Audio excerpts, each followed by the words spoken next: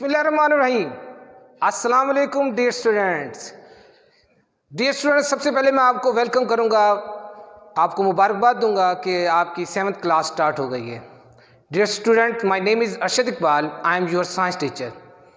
Covid के इन दिनों के अंदर निशात स्कूल ने अपनी रवायात बरकरार रखते हुए आपके लिए ऑनलाइन क्लासेस का सिलसिला जारी रखा है, ताकि आपकी जो तालीमी कमी है उसको हर हाल में पूरा किया जा सके। अजीज़ तलबा, जैसे कि आपको मालूम है कि आज हमारा साइंस का चैप्टर नंबर 1 है, चैप्टर नंबर 1, और उसका जो टॉपिक्स आज हम डिस्कस करेंगे वो डाइजेस्टिव सिस्टम है। अजीज़ तलबा, आपने अपने प्रीवियस क्लासेस में देखा कि हमने मुख्तलिफ़ किस्म के जो ऑर्गेनिक सिस्टम थे, ऑर्गन सिस्टम थे ह्यूमन बॉडीज़ के अंदर, उसको हमने डिस्कस किया। आपने अपनी प्रीवियस क्लासेस के अंदर सर्कुलेटरी सिस्टम को डिस्कस किया, इसके अलावा डिफरेंट किस्म के सिस्टम डिस्कस किए। ये तमाम हमारी बॉडी के जो सिस्टम्स हैं वो हमारी नीड्स के लिए बहुत ज़रूरी हैं। आज जो हमारा सबसे मेन टॉपिक्स है वो है डाइजेस्टिव सिस्टम। डाइजेस्टिव सिस्टम को डिस्कस करने से पहले एक क्वेश्चन जो स्टूडेंट्स के माइंड में आता है, why our bodies need energy and foods. हमें एनर्जी और फूड की क्यों ज़रूरत है? अजीज़ तलबा, आपको मालूम है कि हम डेली सुबह को ब्रेकफास्ट में, फिर लंच टाइम, डिनर टाइम्स हम मुख्तलिफ़ फूड आइटम्स जो हैं वो इस्तेमाल करते हैं। हम इन चीज़ों को क्यों इस्तेमाल करते हैं? हम इन चीज़ों को इसलिए इस्तेमाल करते हैं अजीज़ तलबा, क्योंकि हमारी बॉडी ने मूवमेंट करनी है, हमने मुख्तलिफ़ फंक्शंस, मुख्तलिफ़ वर्क्स परफॉर्म्स करने हैं टू मूव के लिए। हमारी बॉडी ग्रो कर रही है। डियर स्टूडेंट, माशाल्लाह आप बड़े हो रहे हैं तो आपकी मुख्तलिफ बॉडी ऑर्गन्स ग्रो कर रहे हैं। उस ग्रोइंग के लिए एंड टू स्टे अलाइव, और ज़िंदा रहने के लिए हमें एनर्जी की और फूड की ज़रूरत होती है। तो अजीज़ में जैसे कि आपको पहले क्वेश्चन की आपको अंडरस्टैंड हो गया कि हमें to move, grow and to stay alive के लिए हमें एनर्जी और फूड की ज़रूरत होती है। अजीज़ तलबा, फिर क्वेश्चन में आता है कि ये तमाम प्रोसीजर जो है फूड को लेना और उसको डाइजेशन का, वो किस तरह हमारी बॉडी के अंदर वकूफ़ पज़ीर होता है। तो एक क्वेश्चन ये आता है, डाइजेशन होती क्या है और डाइजेस्टिव सिस्टम है क्या? अजीज़ तलबा, जैसे कि आपको मालूम है कि आप जब फूड्स लेते हैं, लेट आपने एक एप्पल्स या मैंगोज़ को ईट किया, उसकी बाइट ली, ये मैंगो या एप्पल्स या आपने कोई मीट या एग या राइस लिए, उसी वक्त उसी शेप में हमारी बॉडी का पार्ट्स नहीं बन सकते। ये तमाम फूड जो है चेंज होती है one form to another form, यानी ये कम्प्लेक्स फॉर्म में होती है। इसमें मुख्तलिफ न्यूट्रिशंस जो हैं, फूड के न्यूट्रिशंस शामिल होते हैं। Changing of food from one form to, यानी complicated complex form to simpler form. जब ये सिंपलर फॉर्म में कन्वर्ट होती है अजीज़ तलबा, तो ये हमारी बॉडी के पार्ट्स बनते हैं। इससे हम एनर्जी हासिल करते हैं, इससे हमारी बॉडी ग्रो करती है। जैसे कि 3 पॉइंट्स मैंने आपको ऑलरेडी बता चुका हूँ, तो इससे हम अलाइव करते हैं। तो डाइजेशन मीन ये होता है changing of food into, converted into simpler form. तो सिंपलर फॉर्म में जो है वो फूड कन्वर्ट हो जाती है।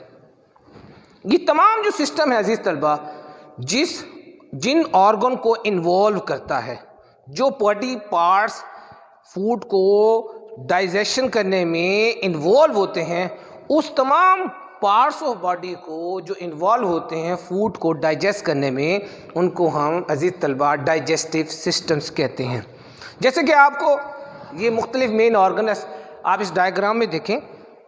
सबसे पहले हमारे डाइजेस्टिव सिस्टम में जो पार्ट स्टार्ट होता है, लेट आपने देखा होगा कि कोई भी फूड जो ली जाती है वो हम मुंह के ज़रिए, यानी अपने माउथ के ज़रिए आप खाना लेते हैं। आप राइस लेते हैं, आप कोई फ्रूट्स लेते हैं, कोई वेजिटेबल मीट वगैरह जो है माउथ से लेते हैं। अब माउथ के अंदर भी, हमारे मुंह के अंदर भी मुख्तलिफ़ किस्म के बॉडी पार्ट्स मौजूद हैं, जिसमें हमारी टंग है, जिसमें हमारे टीथ हैं।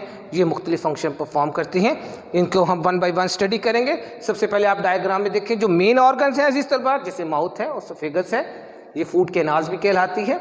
उसके बाद स्टमक है, स्टमक के साथ लीवर है, पेनक्रियाज, पेनक्रियाज के बाद आपको स्मॉल इंटेस्टाइन्स और लार्ज इंटेस्टाइन, रेक्टम और एनस। इस तमाम जो पार्ट्स ऑफ बॉडीज़ हैं डाइजेस्टिव सिस्टम के, यहाँ से फूड जो है वो पास करती हुई लास्ट में डाइजेशन के बाद जो है वो वेस्ट मटेरियल की शक्ल में हमारे जिस्म से एक्सक्रिएट हो जाती है।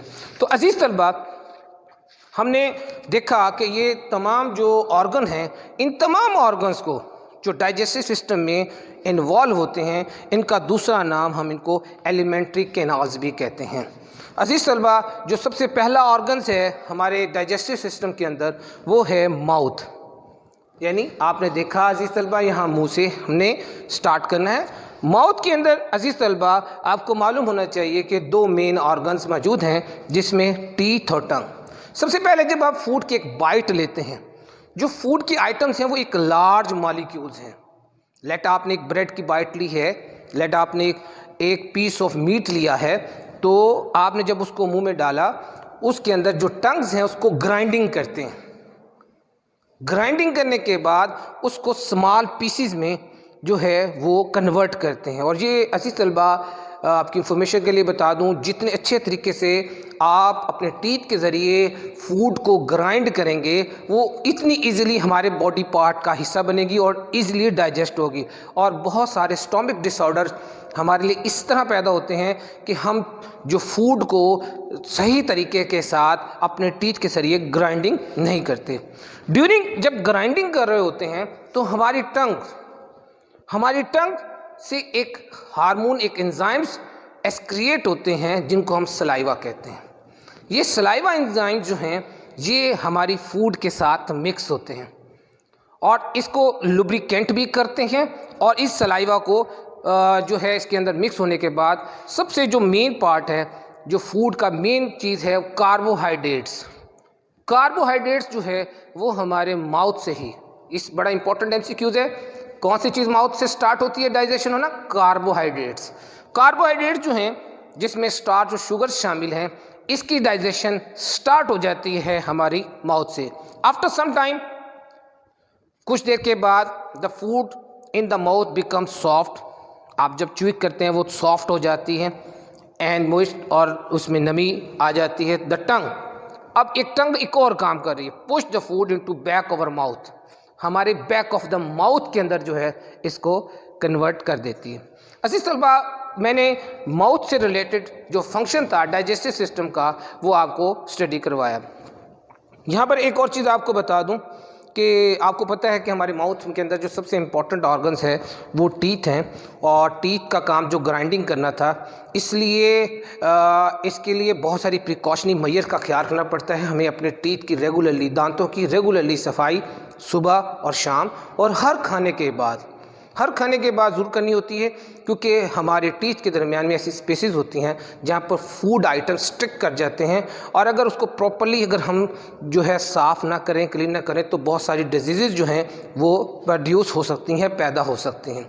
अजीज़ तलबा, अब जब हमने देखा कि फूड जो है वो माउथ के ज़रिए, टंग और माउथ ने उसको मिक्स करके अब उसको ट्रांसफ़र कर दिया एक फूड पाइप, जिसको हम ओएसोफेगस कहते हैं। ओएसोफेगस को हम फूड पाइप भी कहा जाता है दूसरे वर्ड्स के अंदर। देखिए, chewed food push from the mouth in the oesophagus, अब ओएसोफेगस के अंदर आ गई।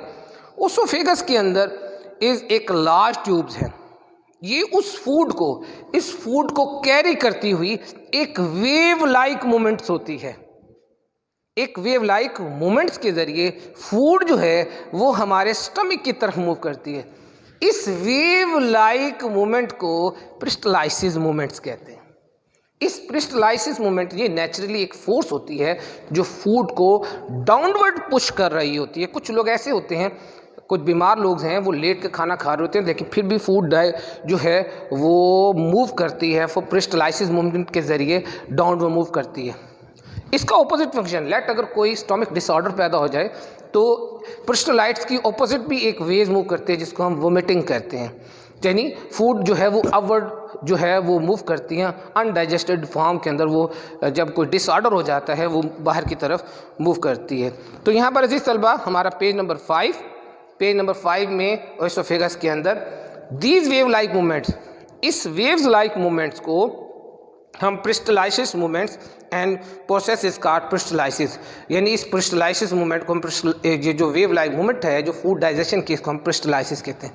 अजीज तलबा, आज के लेक्चर के अंदर हमने डाइजेस्टिव सिस्टम के दो मेन ऑर्गन्स माउथ और एसोफेगस के बारे में डिस्कस किया, उसकी डायग्राम से हमने बनाई। अब आपने होमवर्क के अंदर इस डायग्राम को ड्रॉ करना है। ये जो मुख्तलिफ डिफरेंट शॉर्ट क्वेश्चन आंसर हैं, इनको आप शॉर्ट आंसर को याद भी करेंगे लर्निंग प्रोसीजर के अंदर, और इनको आप अपनी क्लास वर्क की रिटन कॉपीज़ के अंदर और होमवर्क की कॉपीज़ के अंदर लिखेंगे। अल्लाह आपका हामी व नासिर हो। अल्लाह हाफिज़।